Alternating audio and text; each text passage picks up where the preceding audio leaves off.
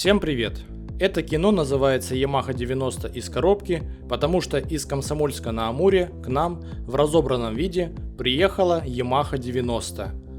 Доставка транспортной компанией. Владелец сам почти полностью разобрал мотор, отпескоструил детали и покрасил. А наша задача – собрать этот конструктор.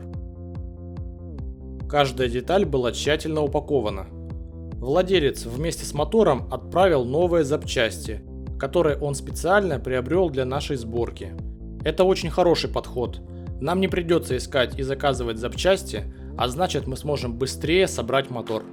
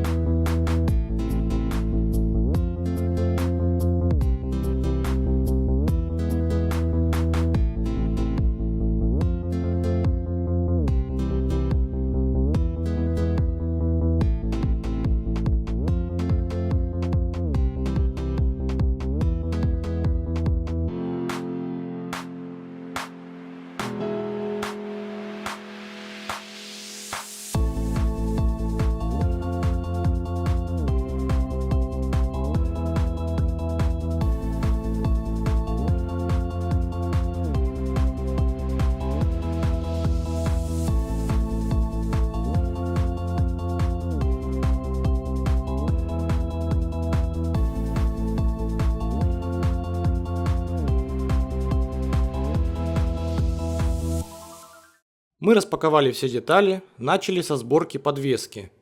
Установили гидроподъем, все втулки новые, устанавливаем новенькие подушки. Большой плюс в том, что владелец не оставил после себя заломов. Сборка получается относительно быстрая. Не нужно тратить время на высверливание закисших заломов. Для эстетичного внешнего вида все болты мы решили отпескоструить, а также некоторые алюминиевые кронштейны.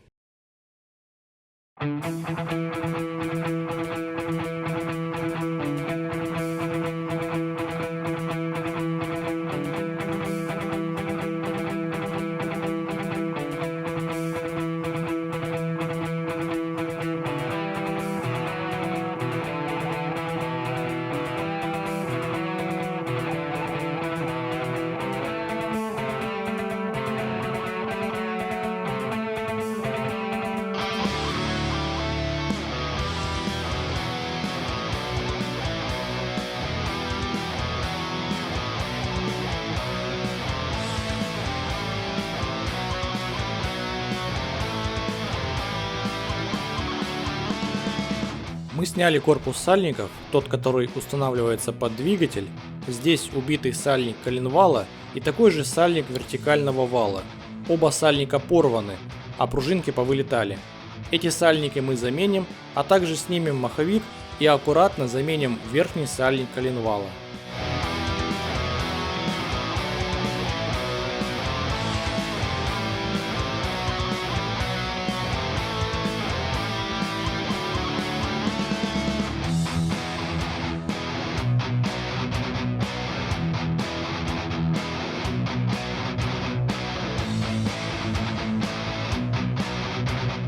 Сняли карбюраторы. Каждый карбюратор будем полностью разбирать и чистить, а также смотреть состояние резиновых уплотнений и клапанов.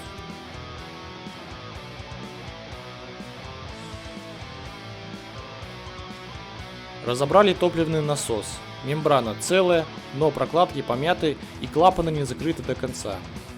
Устанавливаем все новое из ремкомплекта для топливного насоса.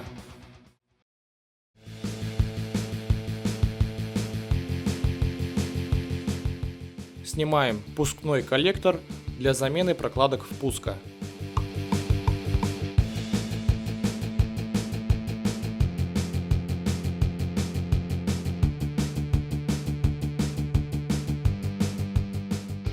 Разбирать двигатель мы не будем, это не требуется. На всякий случай померили компрессию. Компрессия на каждом цилиндре по 9 кг. Это хороший показатель. Систему автоматической подачи масла мы будем убирать. Вместо масляного насоса будет установлена заглушка. Все штуцеры для шлангов подачи масла запаяны. Масляный бачок ставить не будем.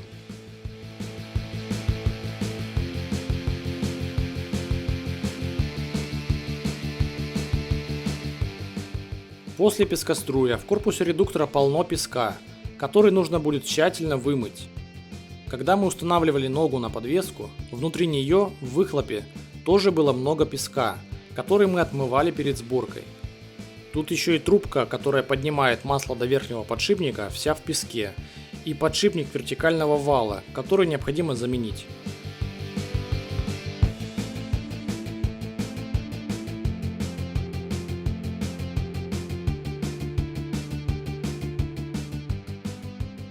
В песке все шестерни, как будто редуктор пескоструили в сборе. Этого делать нельзя, потому что песок даже через хорошие сальники попадет в редуктор. Поэтому мы всегда полностью разбираем редуктор или двигатель перед пескоструем, чтобы этого не было. Но ничего, шестерни мы отмоем, а вот подшипники придется заменить. Даже те, которых нет в наборе новых запчастей. Придется заказывать.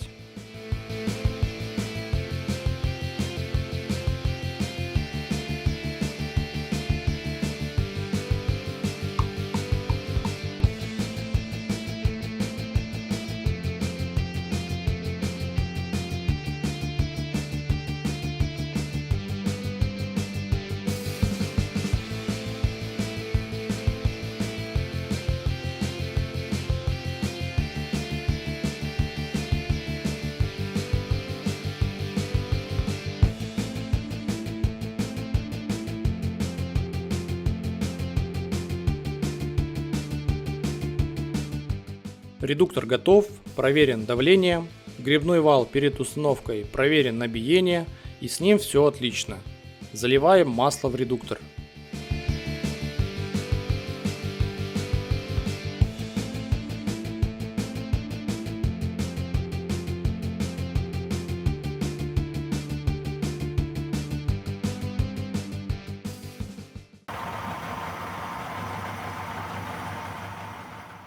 Мотор мы запустили, он поработал на холостых оборотах пару минут и сработала сигнализация перегрева. Мы начали трогать мотор, и он очень сильно нагрелся, свыше 80 градусов. Мотор мы сразу заглушили и стали разбираться. Термостат установлен новый, оригинальный, с ним никаких проблем нет, он открывается и работает как положено. Мы решили запустить мотор без термостата и без крышки. Посмотреть, как будет подниматься вода. И были неприятно удивлены, когда поняли, что вода не поднимается по каким-то причинам. Предположили, что в каналах системы охлаждения может быть какой-то засор или каналы забиты солью. При добавлении газа давление воды увеличивается. Но если мы понижаем обороты до холостых, то вода идти перестает. Мы сняли редуктор, промываем систему охлаждения, подавая воду в отверстие термостата и подавая воду в трубку охлаждения.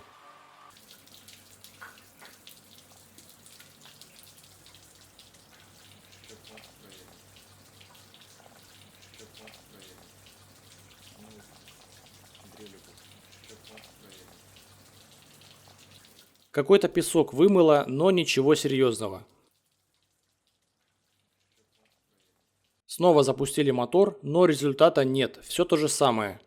Как будто не хватает давления воды. Но это очень странно. Водяная помпа полностью новая, вряд ли она может плохо поднимать воду. Было принято решение осмотреть каналы системы охлаждения, расположенные под крышками выхлопа. Некоторые болты были закисшие, но нам удалось очень аккуратно их выкрутить, не сломав и сохранив резьбу. Сняв эти крышки, ничего интересного мы здесь не увидели. Практически идеально чисто и ничего не забито. Но смущает другое. прокладка крышки выхлопа на герметике. Значит, эти крышки уже вскрывались. И мы давно обратили внимание на герметик на блоке. Позже мы выяснили у предыдущего владельца, что из-за разрушения крыльчатки мотор был перегрет, поршни были повреждены и заменены, мотор ремонтировался. Прокладка крышки выхлопа была посажена на герметик, но только с одной стороны. Вторая сторона была без герметика, и именно по этой причине через отжатую прокладку выхлопные газы прорывались и поступали в систему охлаждения, снижая давление воды. Из ремкомплекта двигателя берем новые прокладки и устанавливаем их, закручиваем болты по порядку, затягиваем необходимым моментом.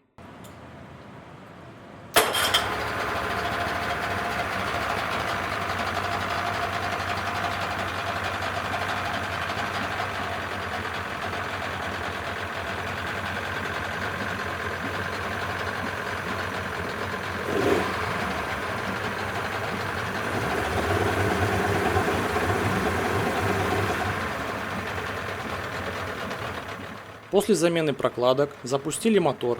Контролька очень быстро пошла, в отличие от предыдущих запусков. Вода на холостых оборотах стала выходить из отверстия для термостата. Температура крышек выхлопа до замены прокладок была 30 градусов, а теперь 20 градусов. Температура головки блока была от 70 и выше, а теперь всего 30 градусов. Термостат специально не устанавливали.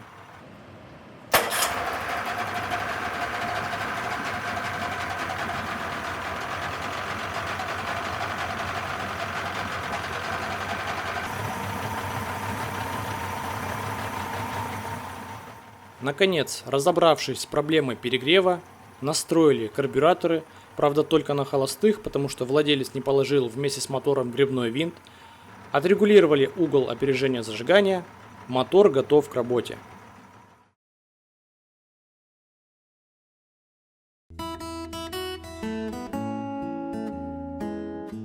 Здравствуйте, зрители канала «Ремонт лодочных моторов. Город Уссурийск». Меня зовут Валентин. Хочу рассказать вам свою историю.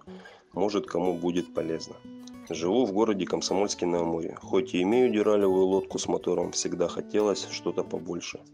Изучив рынок из небольших судов, остановился на пластиковом катере Yamaha Fish 22 длиной 6,70, шириной 2,13.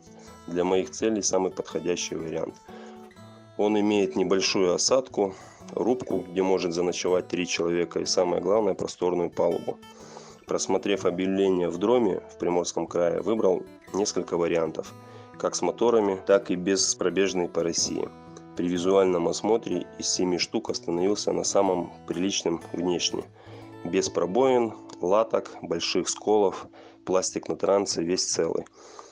Он был с пробегом по России и с мотором Yamaha 90 2 такта 2008 года. Сам катер 1989 года. Замерив компрессию, посмотрев работу двигателя, я ничего критичного не увидел. Нормальный мотор, внешне немного неопрятный, краска подъедена солью. Остальные варианты корпусов были на порядок хуже, в том числе и беспробежные. Обошелся он мне в 380 тысяч без телеги. Телега у меня была своя, своевременно приобрел ее под этот катер. Привез в город, сезон покатался, пощупал, что за лодка, полностью соответствовала моему ожиданию. Катер не новый, внешне сильно потрепанный, задумался о реставрации. Google в помощь, начал изучать этот вопрос, по мере погружения понял, что нужно много чего сделать. Первая колоссальная работа была по удалению всего старого окраса. Увидел осмос под днищу. Осмос – это разрушение пластика. Восстановил днище. Чтобы восстановить транец, пришлось разорвать катер на 2 матрицы. Восстановил и усилил транец, внутреннего осмоса не было. Сделал дополнительные баки плавучести, встроил дополнительный топливный бак на 180 литров. Идеально подошел с Yamaha FR25. Все восстановительные работы, как снаружи, так и снутри, производил полиэфирной смолой, стекловолокном, гель-коудом, топ-коудом, потому что пластик надо восстанавливать только смолами, никаких автомобильных и прочих веществ. По мере решения проблемы с корпусом все остальное тоже менялось. Пробки, лючки, трос и так далее. Мотор тоже решил восстановить, начал сам разбирать по видео парней. На их YouTube канал подписан давно, слежу с удовольствием за их работой. Все доходчиво объясняют. Разобрал корпус, ногу, в двигатель не лазил. Провел самостоятельную дефектовку, заказал запчасти, оригинал с Японии, отпескоструил детали, загрунтовал, покрасил. Получив запчасти с Японии, засомневался, что-то меня остановило. Особого опыта по ремонту моторов нету. Списался с парнями, встал в очередь, дождался очередь, отправил мотор. И правильно сделал, что не стал сам собирать. Парни сделали свою дефектовку и выявили еще болячки, которые я сам бы не нашел. Со всеми запчастями, которые я покупал, парни покупали, ихняя работа, краски, грунтовки, транспортная компания туда-обратно. Ремонт мотора вышел мне в 100 тысяч рублей. Ремонт катера, гель-коут, топ-коут, смолы, всякое навесное обошелся мне в 200 тысяч рублей. И это еще не конец. Подводя итог, на данный момент покупка катера, транспортировка, его ремонт, ремонт мотора, общая сумма вышла в 750 тысяч рублей. Думаю, что где-то полностью обойдется мне в 800 тысяч рублей. Это не считая телеги. Да, сумма не маленькая. И это не считая 1,5 года времени, потраченного по вечерам и выходным. Стоит ли все это таких денег? Трудно сказать. Может, стоило подкопить и купить получше вариант, но не факт, что он оказался бы лучше, потому что понимание проблемы приходит со временем, полученным опытом. Парням большое человеческое спасибо, настоящие профессионалы своего дела, процветания ихнему бизнесу, YouTube каналу. Всем пока, удачи на воде.